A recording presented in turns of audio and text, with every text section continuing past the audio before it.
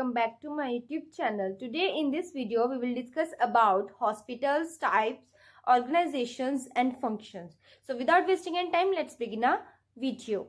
So the word hospital is derived from Latin word that is hospital, which is in turn derived from the French word hospice, that means a host or a guest. ठीक है, सो hospital drive किया गया Latin word से, जिसका मतलब जो कि word था hospital.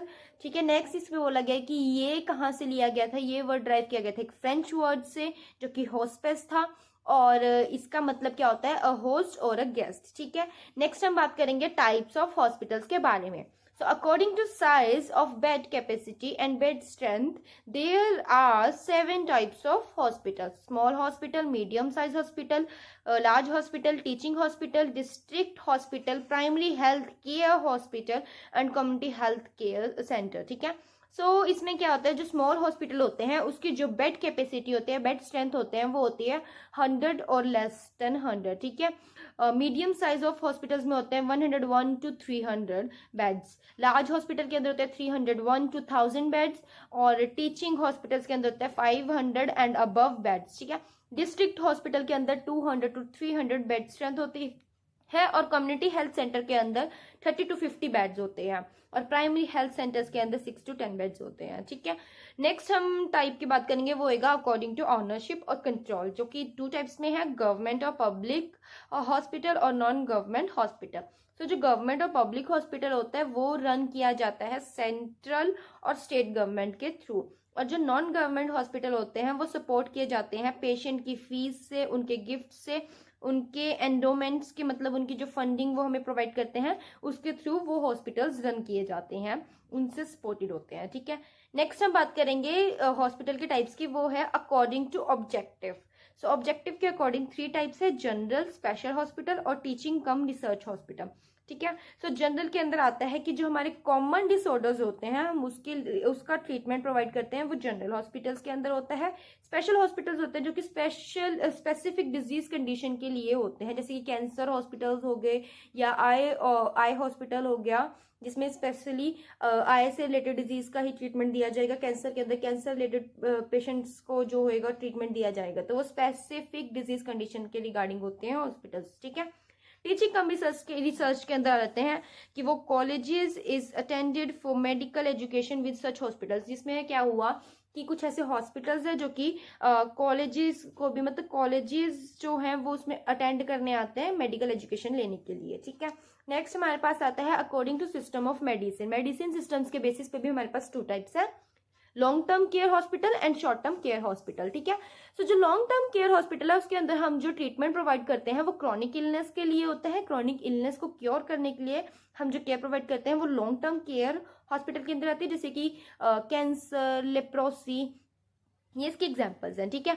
Short term care hospital के अंदर आते हैं कि जो हम ट्रीटमेंट प्रोवाइड कर रहे हैं वो किसी एक्यूट इलनेस के क्योर के लिए केयर हम प्रोवाइड कर रहे हैं. ठीक है, जैसे एग्जाम्पल में आ गया निमोनिया और फीवर.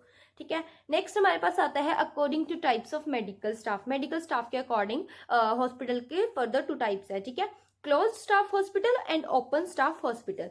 सो जो क्लोज स्टाफ हॉस्पिटल होता है वो होता है कि physicians are held responsible for all medical activities in hospital including diagnosis and treatment of patient, fee paying and emergency. मतलब क्या हुआ कि जो फिजिशियंस हैं उनकी रिस्पॉन्सिबिलिटीज होती है क्लोज स्टाफ हॉस्पिटल्स में कि जो मेडिकल एक्टिविटीज है या जो हॉस्पिटल इंक्लूडिंग डायग्नोसिस है, ट्रीटमेंट्स है पेशेंट की फीस है वो पे हो चुकी है, या फिर जो भी इमरजेंसीज है वो सारी रिस्पॉन्सिबिलिटी किसकी है, फिजिशियन की है.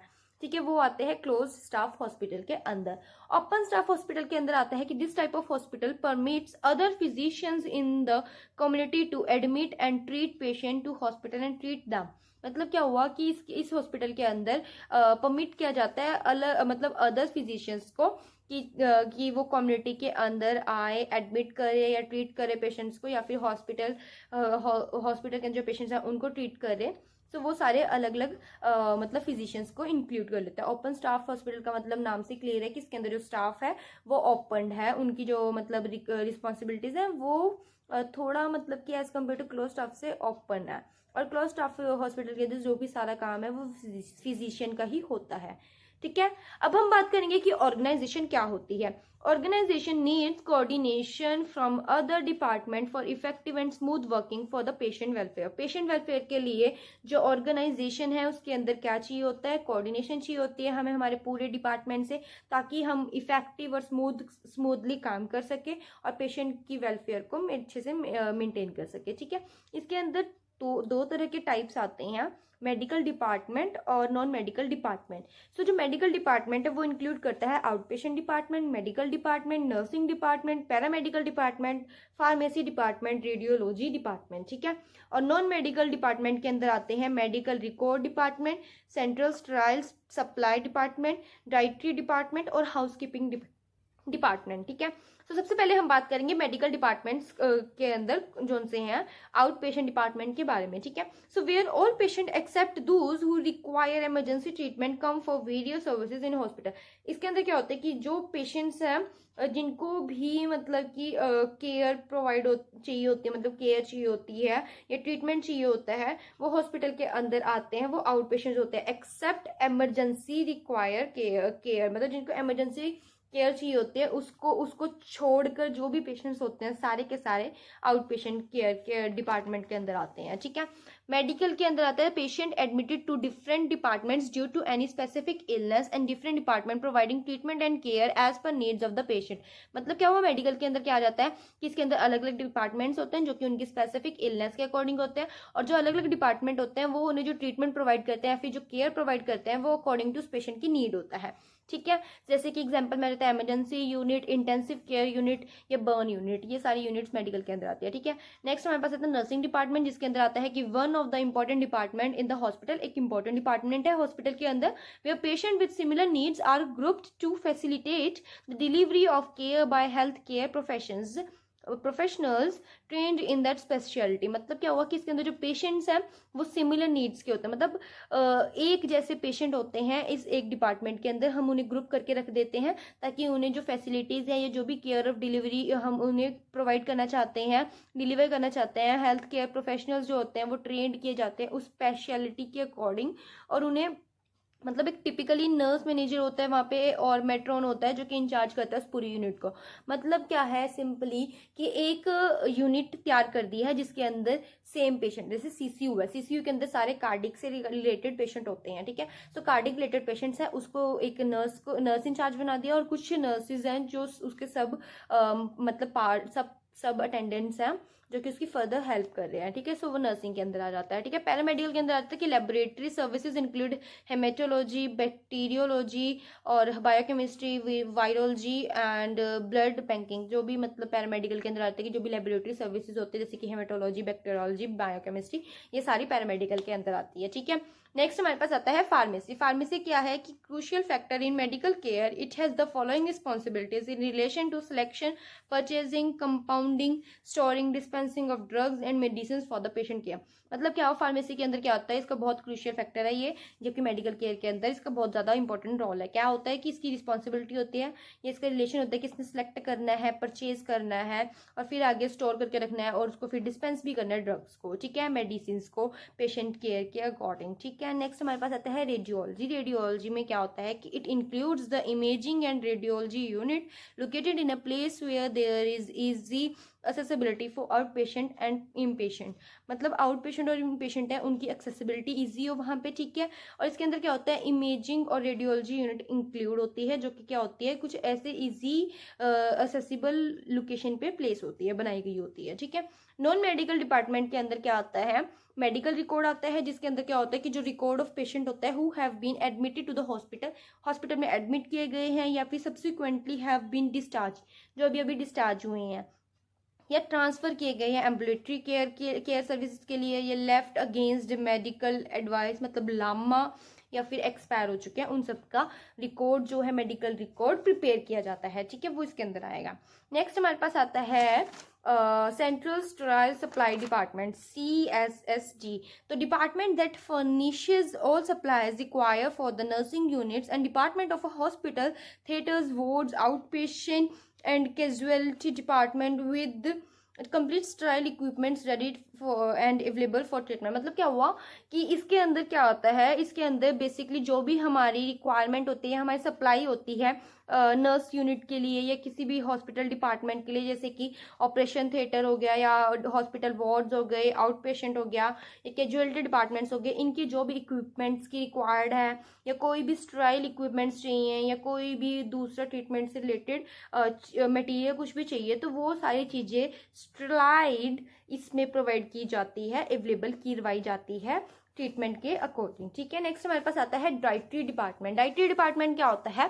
A hospital dietary services include most importantly a production unit that perform the functions of providing therapeutic diets to patient and patient catering and diet counselling in the hospital. मतलब क्या हुआ कि dietary department के अंदर आते हैं वो hospital dietary services जिसके अंदर क्या होता है कि जो यूनिट है उसके लिए जो भी मतलब थेरेप्यूटिक डाइट प्रोवाइड करवाई जा रही है, परफॉर्म की जा रही है किसी भी पेशेंट के लिए, उसको बनाना, उसको मेंटेन करना, उसकी प्रोडक्शन करवाना इस यूनिट के अंदर आता है।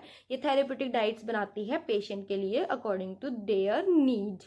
ठीक है, हाउसकीपिंग के अंदर क्या आता है? Hospital departments which is responsible for cleaning and furnishing of hospital including controlling of pathogenic organism. मतलब क्या हुआ, हाउसकीपिंग के अंदर आते हैं कि वो हॉस्पिटल डिपार्टमेंट्स जो कि रिस्पॉन्सिबल है साफ सफाई के लिए, हॉस्पिटल्स की फर्निशिंग के लिए, ठीक है, उनके पैथोजेनिक ऑर्गेनिजम्स हैं उनको कंट्रोल करने के लिए, तो वो हाउसकीपिंग डिपार्टमेंट के अंदर आते हैं। ठीक है, अब इनके फंक्शंस क्या हैं? ठीक है, primary function of hospital is to provide patient care. Primary function है कि उसने पेशेंट केयर प्रोवाइड करवानी है हॉस्पिटल का। ठीक है, investigate and diagnose the sick and injured person. Injured और सिक पर्सन जो है उसकी इन्वेस्टिगेट और डायग्नोज करवानी है। नेक्स्ट आता है health supervision, prevention of disease and promotion of health. Health supervise करनी है, ठीक है, प्रिवेंट करना डिजीज से और हेल्थ को प्रमोट भी करना है। ठीक है, provide antenatal and postnatal services to pregnant women। जो प्रेग्नेंट वुमेन है उसे पोस्टनेटल और एंटीनेटल सर्विसेज जो होते हैं वो प्रोवाइड करनी है। ठीक है, नेक्स्ट हमारे पास आता है provide rehabilitative services to patient such as therapies. कि जो रिहैबिलिटेटिव सर्विसेज के अंदर है उनको हमने पेशेंट्स को थेरेपीज प्रोवाइड करवानी है। ठीक है, प्रोवाइड एजुकेशन और training to health care providers. Health care providers जो हैं उनको ट्रेंड करना है, उनको एजुकेशन प्रोवाइड करनी है। ठीक है, जैसे कि डॉक्टर्स हैं, नर्सिज हैं या जो भी पैरामेडिकल स्टाफ है, इन सबको हमने एजुकेशन और ट्रेनिंग प्रोवाइड करवानी है। ठीक है, provide services related to accounting, billing, budgeting, housekeeping, laundry, security etcetera.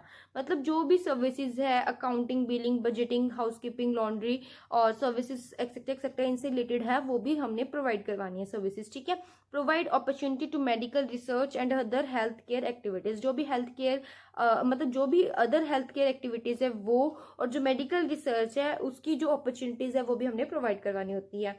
सो आज की वीडियो में इतना ही था। हमने पढ़ा कि जो हमारे हॉस्पिटल है वो क्या होते हैं, उसके फर्दर हमने कुछ टाइप्स पढ़े, ऑर्गेनाइजेशन के बारे में पढ़ा, ऑर्गेनाइजेशन के अंदर medical department, non medical department के बारे में पढ़ा इन ब्रीफ, और फिर हमने हॉस्पिटल के कुछ फंक्शंस के बारे में डिस्कस किया। आई होप आपको समझ आया होगा। मिलते हैं नेक्स्ट वीडियो में।